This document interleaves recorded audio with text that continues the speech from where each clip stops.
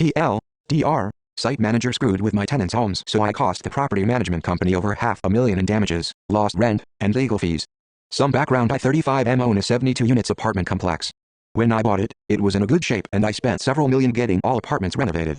The rent wasn't increased for any of the tenants and I made sure that it never went up by more than $50 a year for lease renewals baked into the leases.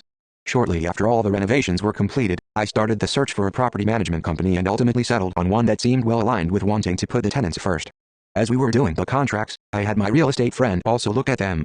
Between him and my lawyer, they recommended having a clause added in there. The short of it is, if there are any legal actions brought up against me for the apartment complex due to neglect of the property management staff, the property management will be responsible for all those costs and any legal fees incurred. This wasn't added in secret. And the legal team from the property management company agreed and everything was finalized. They took over the management of the complex a month later. I was fairly hands-off and only visited the site every 3-4 months. Other than that, I'd have the monthly updates sent to me by the manager on site. A few months ago, I found out that a couple of the apartments had been left in severe shambles after the tenants moved out, and the cleaning crew we had took care of it.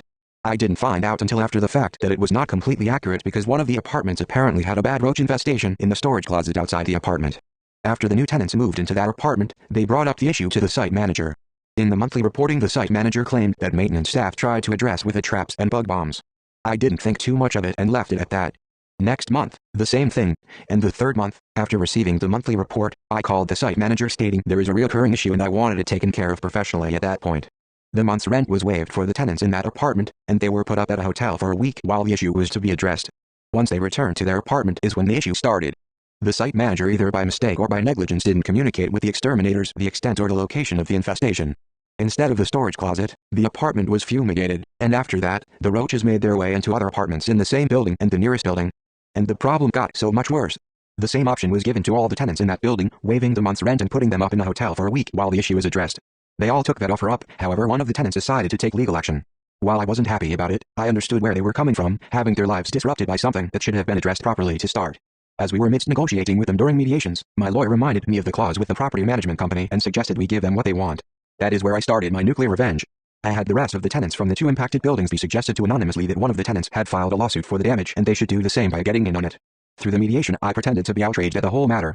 The negotiation started at 3 months of free rent, but ultimately we all settled on 1 year of free rent for all those tenants. Overall that came out to 16 apartments with rent averaging from $1,700 monthly that the property management had to pay for due to the negligence of the site manager, equaling to roughly $325,000 in just the lost rent they had to pay for. And the cherry on top, due to the breach in service for property maintenance, they also have to provide free services for up to 6 months while I seek out a new property management company, costing them an additional $146,000, and still pay for the legal fees on top of that.